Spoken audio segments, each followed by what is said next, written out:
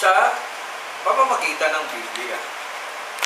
Pag-unawa sa pamamagitan ng unang tao, ang mga Hudyo. Pagkatapos tayong mga Kristiyano. Makikita ninyo ang pagkakaiba. Makikita natin sa istorya ng Biblia po, marami pong Diyos, no? Noong panahon ni Abraham, marami pong Diyos. Hanggang ngayon, ganun pa rin ang sistema. Marami pong Diyos. Ang tanong, sino ang Diyos natin? Sino ang Diyos mo? Anong klaseng Diyos meron ka? Kaya nga sabi na ang Diyos mo, pera. Kasi, yun ang pinapanginoon mo eh. Ang Diyos mo, yung sarili mo. Kasi sobra kang tiwala sa sarili mo. Ang Diyos mo, yung trabaho mo. Dahil siya ang bumubuhay sa iyo. At marami pang mga iba't ibang definition kung ano ang Diyos. Katulad ng tinanong ko, wala si attorney rito. Ano ang sabi? Si Kristo ay image ng invisible. Diba? Anong napunan ninyo daw? Sumagot siya. Paano nagkaroon ng image ang mga bagay na hindi nakita? Hindi wanted. Kaya nga siya hindi nakikita. Wala siyang anyo. At ang Diyos ng araw, wala pong anyo, hindi po siya nakikita. Kaya isa sa batas, isa sa batas ng Ten Commandments, huwag kang gagawa ng anumang rebulto o graven image kasi wala namang nakakita sa Diyos. Paano mo nalaman na yung ginawa mong rebulto, yung inukit na rebulto, ay kamukha ng Diyos? Wala ka kasi nakakaalam. Yan, ganyan po. Kaya bawal po yan. Mas malamang na mali yung paglalarawan mo patungkol sa Panginoon Diyos. So, yun ang po ang nagiging problema. Ang Diyos talaga sa original ay invisible. Hindi po siya nakikita. Kaya masabi, pag may mga bagay na hindi nakikita, hindi mo dapat paniwalaan. Yan po ang pulsopiya ng unang panahon, mga kapatid. Kaya lang nagtataka sila, mga kapatid, kung walang Diyos o may Diyos na hindi nakikita, saan nagmula ang tao? Diba? Wala nakakaalam. Maliban na lamang itong mga dumaang century, ang sabi ni Charles Darwin, saan na lang galing ang sa unggoy. Nagkaroon ng evolution, nagkaroon ng pagbabago-bago. Pero hindi nila kayang patunayan yun. Until na dumating ang isang pagkakataon ko, sa pamamagitan ni Abraham, nagpakilala ang Panginoon. Nung panahon ni Abraham po kasi, dito yan, tingnan natin dito. Ito po ay visual survey ng Bible. Matagal nito, 38 years na yata. Hindi ko yata ng 9 pesos ito. Wala na ngayon ang tawag doon, yung tindahan ng mga Bibles. PCBS, wala yun. Wala na ngayon. Ayan, nakalagay dyan. 4,000 BC, before Adam, wala pang, nakikita nyo dito mga kapatid, wala Yan, may mapa siya. At nung panahon yun, ay tama-tama, lala niyo sa history, hindi pa po uso ang sulat. Sino nag-invento ng pagsulat? Alala niyo? Babylon. Ayan, Babylon. Sila po yung unang-unang. At saan natin nakita ang Babylonians? Nakita natin na isa sila sa kahariang sumako sa mga Israelita. History po yan. Di ba sinakot sila ng Babylonian? Sila yung sa nakita ni ang prophecy ni nakita niya nakatayo yung isang rebulto, di ba? May ulo, may dibdib, may katawan. At yung unang-una ting ay Babylonians, the Assyrians, the Greek, and the Romans, yung pa. Ibig sabihin, tama yung takbo na ang history. Yun ang nagturo paano magsulat, nagturo paano magbasa, sa kanila po yan. Inscription nila yan. So, ibig sabihin, kahit yung history, nagpapatunay na nung araw talaga, walang nasusulat. No? Wala pa kasi marunong magsulat at marunong magbasa. Kung hindi ka marunong magsulat at magbasa, paano mo nalaman na may Diyos? Yan. Maswita, sa palagay mo. Meron pa bang paraan para malaman mo o makapag-communicate ka? Wala pa namang sulat, wala pa namang letra, di pa magbasa. Makikita niya dito sa Revelation ng Biblia. Sabi rin, in the beginning, ng pasimula, ano po ang meron? Okay, tinig, salita. Hindi na kailangan isulat, kailangan mo lang itong marinig. Kasi hindi na po marunong. Inimbento ba ng Diyos ang form of writing? Hindi po. Amen? Kasi hindi mo naman kailangan magsulat para malaman mo ang patungkol sa Panginoong Diyos. Ang kailangan mo lang makinig. Diba? Kaya nga mababasa ninyo yan na sa pasimula, the beginning of faith is by hearing the word of God. Kaya nakisulat yun. At least, kaya pala gano'n nakasulat. Ang panampalataya nagsisimula sa pakikinig. Tapos mga pupuna mo sa John chapter 1. Ang John chapter 1 po ay hindi kasama from 1 to 6. Ay hindi kasama po sa gospel. Yung po ay prelude. Anong prelude? Pasimulang mga salita. At anong nakalagay doon sa pasimulang panalita? Nang pasimula, andoon ang salita. So, di ba? Nagkatawang sa salita at ang salita ay Diyos. Prelude po yun. Intro po yun. Noong aklat ng John. So, makikita nyo. Yun yung original. Kaya pala, nagsimula ang pananampalataya ni Abraham nung siya ay makarinig ng salita. Alala mo yan, sa aklat ng Genesis, kaya binasa natin yung Genesis. Anong sabi? Abraham, di ba tinawag siya? Yun yung simula ng pananampalataya. Wala pang written form, pero may tinig ang Diyos. Amen. Nung na-invento na ang pagsusulat sa panahon na ni 1500 BC, panahon na ni Moses. Amen. Naintindihan ninyo? Bakit kinakailangan ng isulat?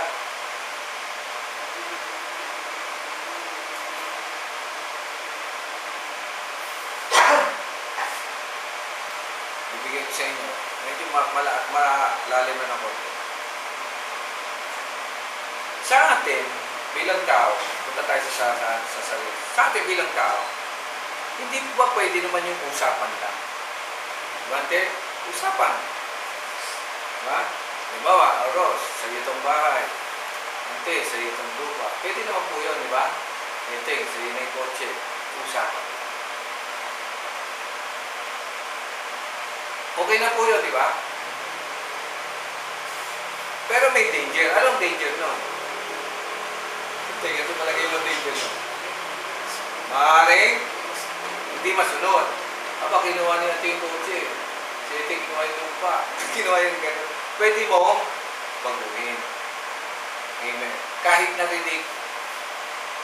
Kaya sa atin, di ba, naglalakad tayo lupa, mapupunan natin yung mga matatanda ng araw. Hindi po sila masyado sa kasulatan. Kasi, ang binabasahin nila, kung naniwala na, ang binabasahin nila, ang natutunan nila sa Panginoon Diyos. Kung ano yung sinabi, sapat na yun eh. Amen? Nung nilikha ng Diyos si Adan, hindi naman pinasulat si Adan at Eva. Sila ay kinausap lang, ito, makinig kayo, ito gagawin ninyo. Sinunod ba ni Eva at Adan? Yun na nga nagkaroon ng butas. Amen? Nagkamali sila ng isang pagkakamali. Nakinig nga sila. Alala niyo ate? Dati sa Diyos lang sila nakikinig. Merong isang nagsalita, yung demonyo, nakinig din sila. So ano talaga mga kapatid ang usually unang pagkakasala ng tao? Hindi po ba sabi, pagsuway sa utos ng Diyos? Pero ang ibig sabihin, pero ang talagang explanation, nakinig kasi.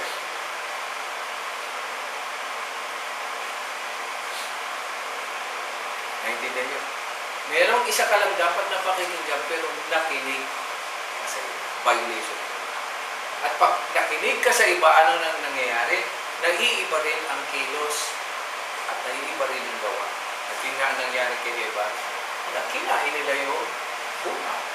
Hindi naman yun ang tama po. Nung tinawag ng Diyos si Abraham sa pamamagitan ng dinig. Amen po. Tama? Nagbago po ba ang Panginoong Diyos? Hindi. Yun pa rin. Sa kabila ng pagtawag kay Abraham, ano nangyari sa paglipas ng ilang panahon yun? Abraham, 500 years ang lumipas. Tinawag si Abraham, 2000 BC. Tinawag si Moses, 1,500. So, 500 years ang lumipas. Ano nangyari? Lumalabag pa rin ang mga Israelita. Bakit? Diba si Moses ang tinawag? Bakit lumalabag na naman? Yung pa rin ang kaso. Nakikinig na naman sila sa iba.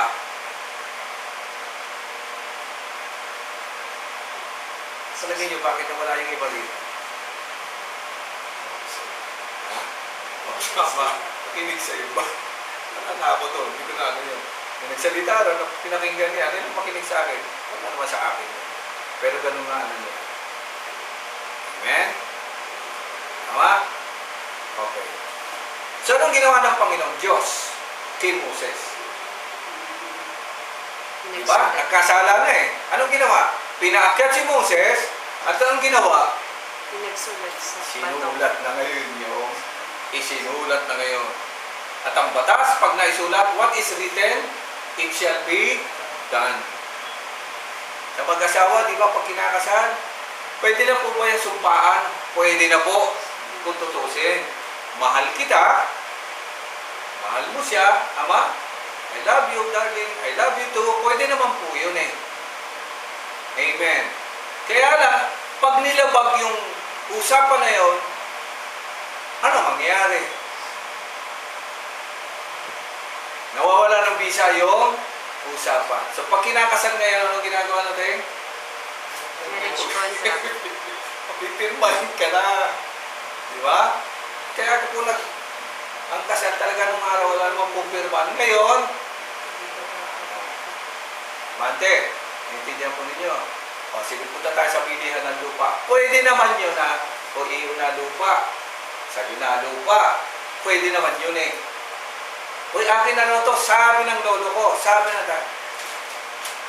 Eh kung may magsasalitang iba, hindi, sabi rin sa akin.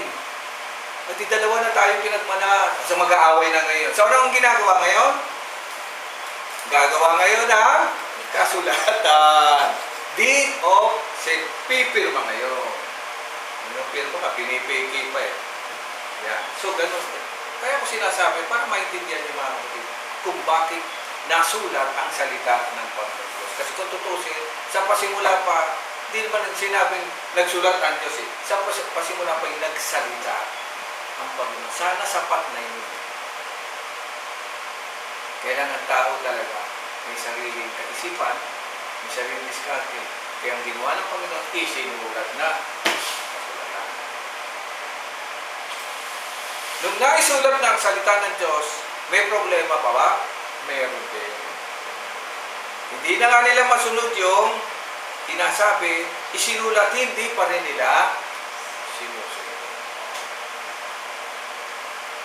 Ang tawag po natin, pag hindi mo sinunod, yung sinasabi at hindi mo kasulatan, anong tawag po natin doon? Tawag po sa Tagalog doon ay kasalanan. No? Sa English ay sin. Ang ibig sabihin na sin, you miss the point. You miss the degree. Lumihis ka. Hindi mo sinunod yung nasusulat. Yun po ang talaga exact meaning na kasalanan. Yun ang dahilan kung bakit, halimbawa, may nahuling nagnakaw. Anong sasabihin ng pulis? Nagkasala ka ayon sa Republic Act, ganito. Hindi niya napansin. Papasahan ka ng batas na ganun na po kasi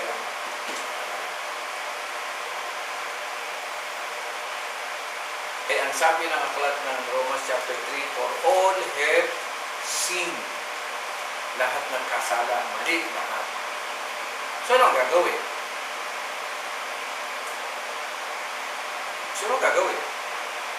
Kung lahat ay nagkakasala,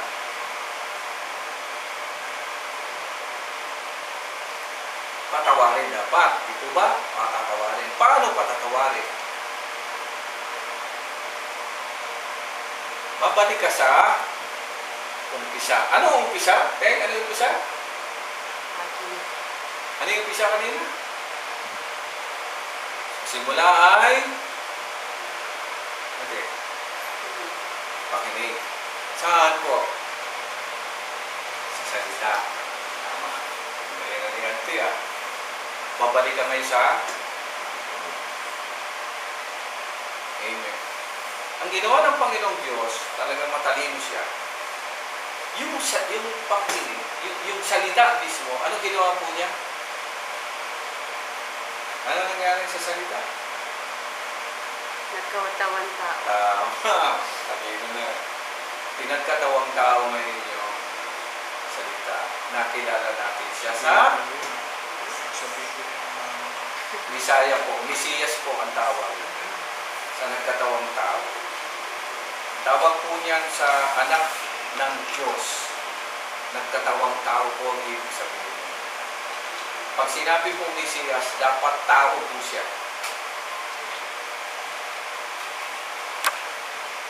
Sa English po, yung Messiah o Mesiyas, small s lang po, hindi po capital S lang. Pag kumuha po ng capital S, Trinitarian po. Sa original po, small s lang yun. Marami pong tinatawag nating Son of God.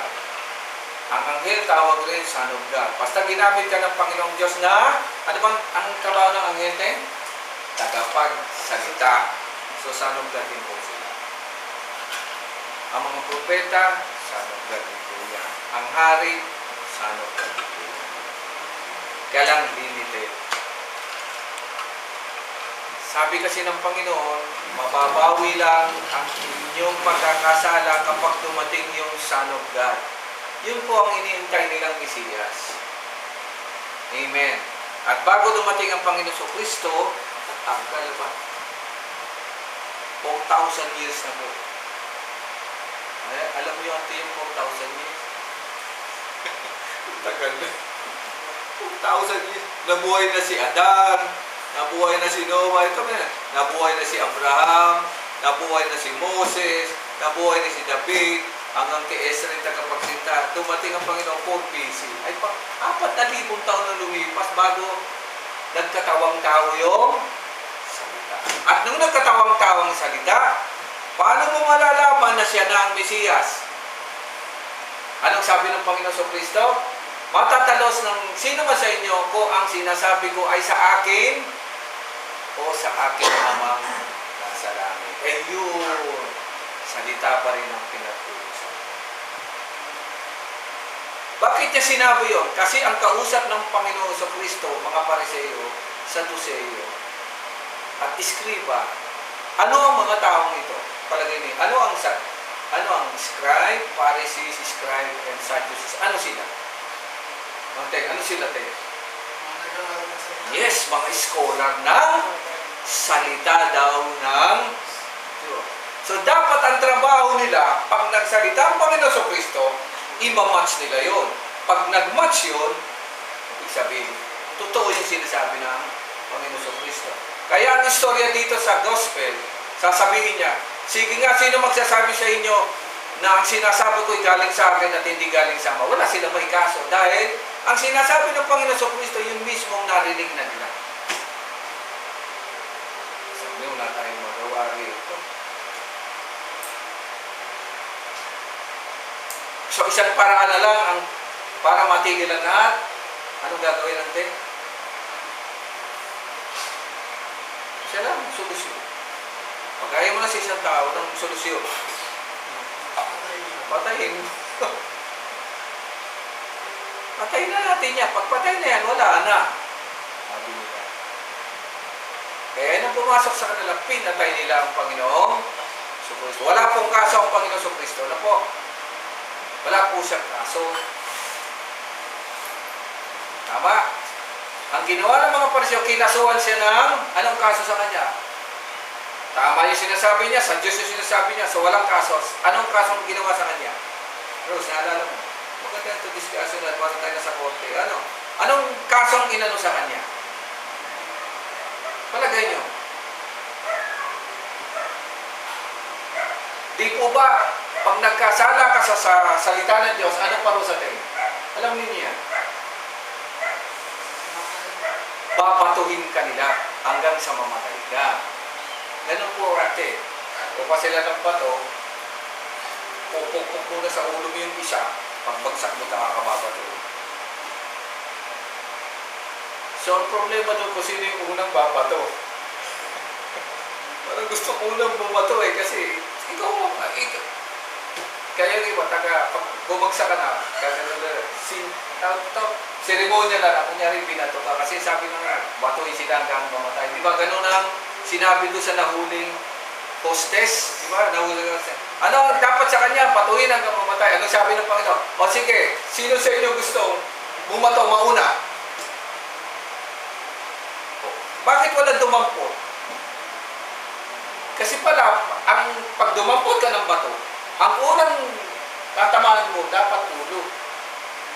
Kasi pinakita ano ko napanood ko kasi yun Kukuha ng malaking bato, gaganon sa ulo mo.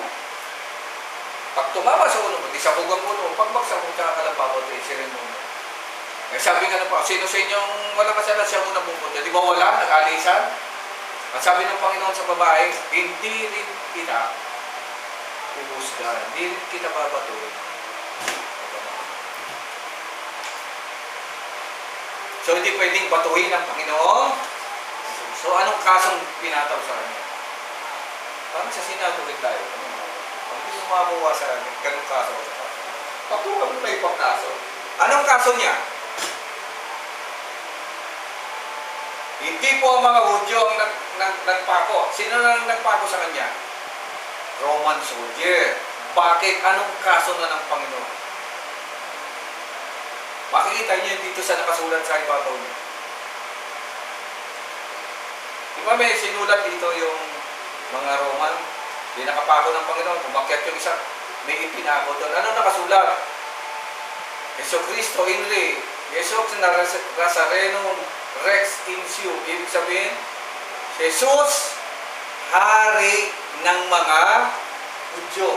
So pag gano'n ang inilagay sa taas, anong kaso mo? Si Antonio, hindi na matanong siya. Anong kaso?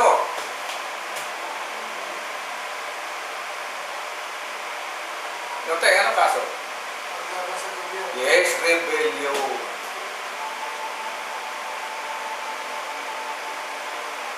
Ano sabi ni Pilato? Sundalo siya, ano sabi ni Pilato? Bakit yung hatulan yun? Wala akong makita kasalanan niya. Ang sumigaw yung Hudyo, ano si kanong Hudyo? Hindi. Ang sabi niya, siya ay hari ng mga Hudyo. O nabutasan ko na hari daw, rebellion. Ang parusa sa rebellion, kamatayan. Nagkataon naman na ang kamatayan ng time na yon, ang nagpauso po ng pagpapako sa krus Roman po, mga kapatid. Malupit po yun. Ang pagpapako sa krus, mga kapatid, hindi po rito inilalagay. Dito po. Kasi pag dito, bibitaw yan. Dito po yan. Kasi may buto po rito Saka ang duration pala, pag pinako ka, aabuti ka ng 1 linggo bago mamatay. Pahirapan ka talaga na Tapos ilalagay ka pa sa tabi. Kung saan ka nakikita doon ka ilalagay para hindi ka na pamarisan. Ganun po yung parusa. Kaya lang ang Panginoon, nanghina talaga katawan. Alas 3 lang. 6 hours lang hindi niya kinaya. Namatay siya.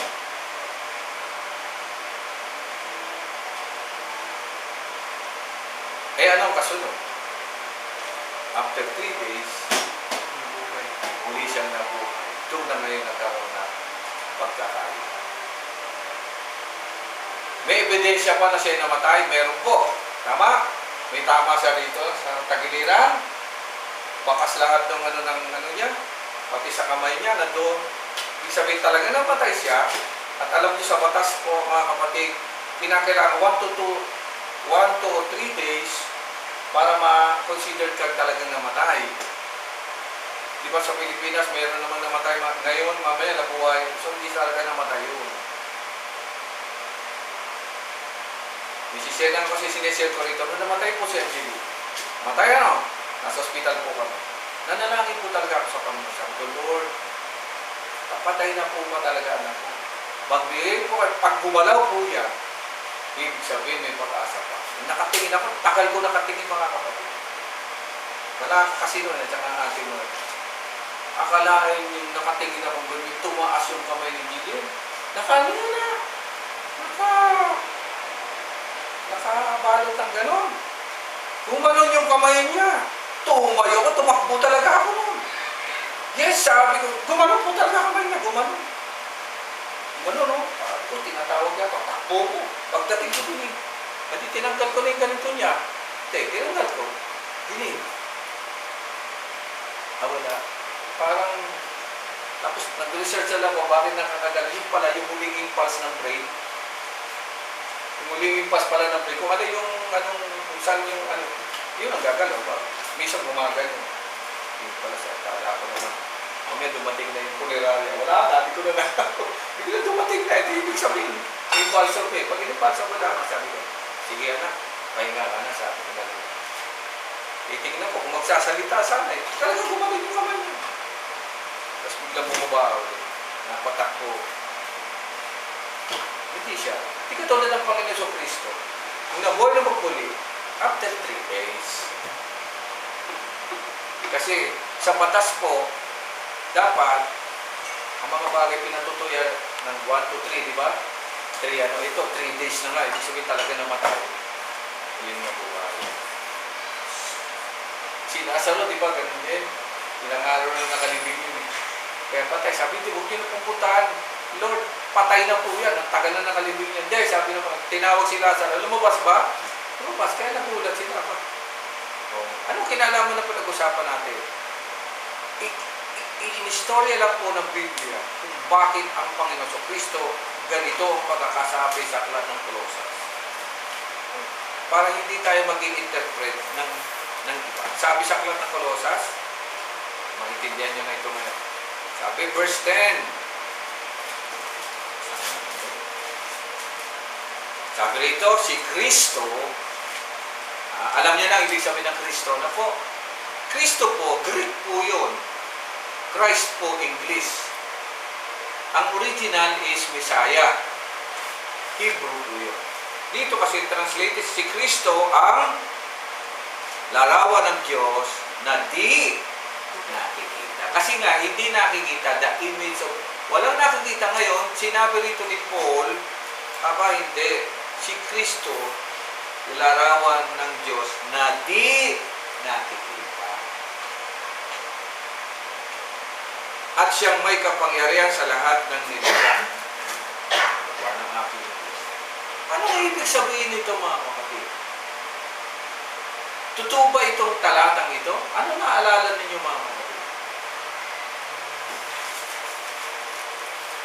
Hirap, no? Tatapusin ka na po dito, masakit na sa ulo. Anong ibig sabihin nito? Bakit si Kristo ang larawan ng Diyos na di nakikita? Yung bang word na ito ay first time na nasulat o dati nang may ganitong klase ng pangyayari na sinasabi ni Paul, dati na yan, nagagawa yan ng Diyos na pwede siyang gumawa ng isang larawan. Sino naalala ninyo? Tingnan, sino naalala natin? May isa lang naman yun. Stainless steel. Isa lang yan. Tinig po. Yan si Adan. Ah, Di po ba hindi nakikita ang Diyos? May tinig lang. Ang sabi nun, kinrate ng Diyos si Adan. Adan.